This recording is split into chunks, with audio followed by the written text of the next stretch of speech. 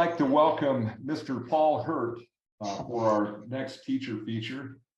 I've had the opportunity to teach with Paul and to be a teacher where Paul was an administrator at Snow Canyon High School. He started off his teaching career as a special education teacher and moved up into administration. And I'll let him explain a little bit more, but I've admired him as a friend and as an educator for many years. He's an exceptional educator, and that's what's led him to his position today as the principal at Dixie Middle School. And being an administrator at a middle school it's a unique opportunity that only those who have done it and are there every day in the world of this age group would know. But Paul, welcome, and thank you so much for agreeing to do this interview. Yeah, it's an honor to be here, Bart. So let me ask you, let's just start right off. So tell me maybe a little bit about your pathway to becoming a teacher. Why did you want to be a teacher? And then subsequently an administrator, a vice principal, and a principal. Okay. It's probably a familiar story. I think a lot of teachers, probably the majority, were influenced by someone in their life to become a teacher, and that part of my story is not any different. I grew up in Moab, Utah, and during the time of my elementary years, I was a latchkey kid for most part. After school, I had a lot of freedom to roam the hills of Moab and explore and maybe be unsupervised. And I had a fifth grade teacher at Southeast Elementary in Moab named Mr. Warren. And that guy really set the tone for having an impact on my life. Like, to that point, I'd had some impacts by teachers, but nothing to the extent that Mr. Warren had on me. And basically, he built me up. He took an interest in me. He encouraged me. When he'd have me clean the erasers and the chalkboard, I thought it was an honor. I thought it was like a privilege to be chosen to do that. I'm not certain if he was choosing me to do that because I needed a consequence for my behavior, but he recognized that I responded to maybe having a role, an assigned task from the teacher, and I did. I responded to that and became better behaved and a better student because I wanted to please Mr. Warren. And that kind of planted a seed in fifth grade. I went through the rest of my schooling years, and really when I had to make goals, I also enjoyed sports, and I was a social person. And when it came time to make decisions for a career, teaching just seemed really natural to me. For the relationship building, like high school was the time of my life.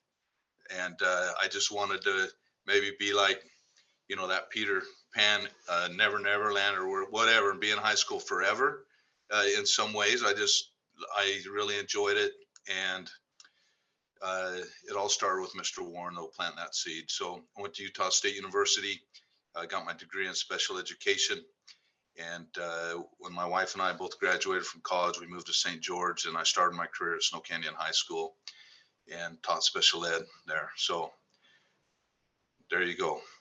And then you became a vice principal over discipline because if I remember correctly, they had two vice principals. They had an athletic director that was the vice principal, and then they had the one administrator that dealt with what obviously I'm sure you deal with every day as an administrator, as a principal at Dixie Middle School. So just kind of on, and not to delay or prolong this first question, but tell me, what is one thing that you as an administrator specifically over teachers, working with students and classroom management, and then becoming a principal and dealing with parents and teachers and students, on a daily basis with classroom management issues, what are some things that are some stories, or just maybe one story of something that you have learned over your career that would be important that people knew? Okay. Well, I can answer that without even reflecting on it too long. But, I'm in the 27th year of my career, and the answer to that question for me is relationship building. If getting to know my students, my colleagues, other staff members on a personal level uh, just makes life so much easier. I mean, the sooner we can all realize that we don't take much with us when we die, but we take those relationships and the memories of that. And when you realize the importance and the impact that an individual can have on someone else's life, uh, you look at things differently. And I wasn't always that way. And it took me, there's a learning curve for me to completely feel the way I do now in the twilight of my career. But I value all the relationships I've built. I value the relationships from students that I see now, that I see them in the store, I see them in the community doing well, and maybe not so well, but I enjoy seeing their improvement. What I love about teaching is seeing kids improve, and that's a big part of it. But the relationship building, if you build relationships with your students as a teacher, talking about greeting them at the door, knowing them by name, talking to them about something personal once in a while, like from their life outside of school, is what I mean by that. So that you know some of their backstory, the teaching becomes easier, the discipline, the classroom management becomes easier, and you can have an impact on someone's life like Mr. Warren had on my life. So I hope I'm a Mr. Warren to someone. I hope I'm a Mr. Warren to many kids. And, we never know the impact we have as teachers. There's just no way to really measure that or track it. And I know I've offended people and angered people too through the course of my career. But generally speaking, I mean, I go into everything looking to build a positive relationship now. And that's the advice I'd give right there. Wonderful. So what do you think, and that took care of the second question, what makes you a good teacher? That's obviously what makes you a good teacher, is building those relationships. But what is your favorite part of, well, that kind of fills that one too, is building relationships. Favorite part of being a teacher would probably be to build those relationships. It is. And I come to work after 27 years with the spring in my step still. And because I enjoy my job. And it would be hard, I think, if to do something 27 plus years if you dreaded or disliked your job. So I feel really fortunate that whether I was teaching or being an administrator, that I've enjoyed my job and I've loved it and I've looked forward to it.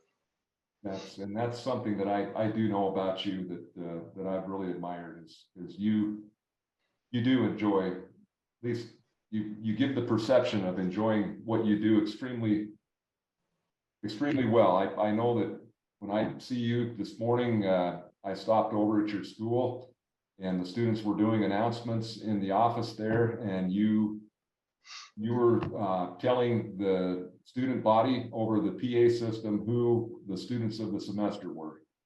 And I know one of your many talents is that you speak Spanish fluently. And I know you have a large ELL population in your school, and that you give your announcements in Spanish and in English. But I think that that's such an important part of being just a good communicator, good teacher, good administrator, is to be able to touch all the students, and especially those with language barriers, and you do that extremely well.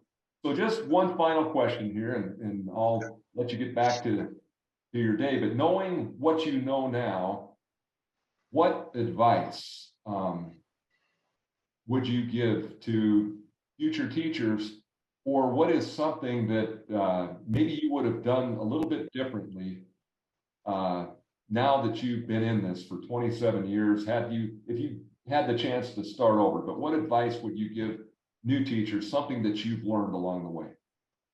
Okay. It's a good question.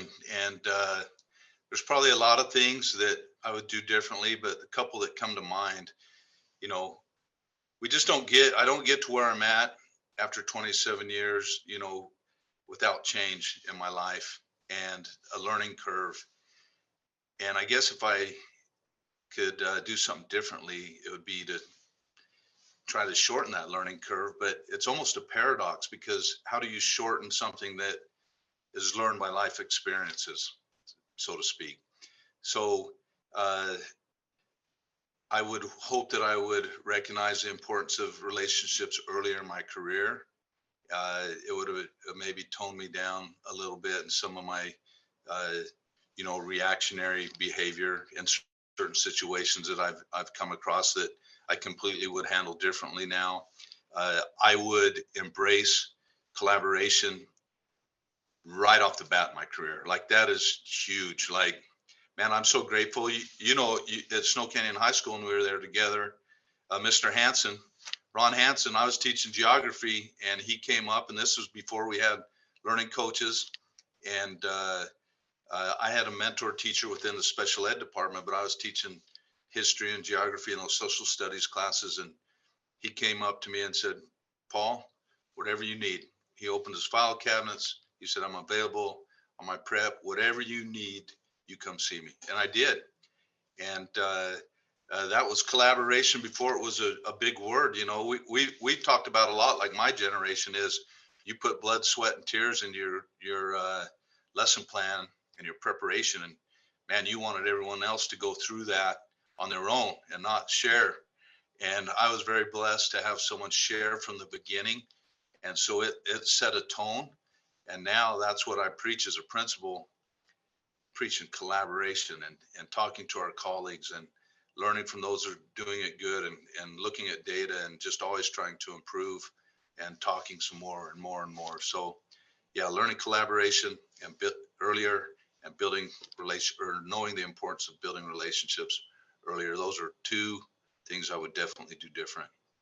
I'd have to agree with that. I just know when that idea was introduced, teachers, a lot of teachers were not real gung-ho to embrace that, but having watched over the years just what an incredible difference it could make to see somebody that is just an exceptional teacher, and they got to be exceptional because they collaborated with other teachers that were exceptional, or at least they might not have been exceptional, but they at least pulled from them those things that were exceptional. It's like, not to make a comparison to basketball, but I just happened to turn on the NBA finals, or semifinals, Western Conference finals the other night, and Steph Curry scored 50 points.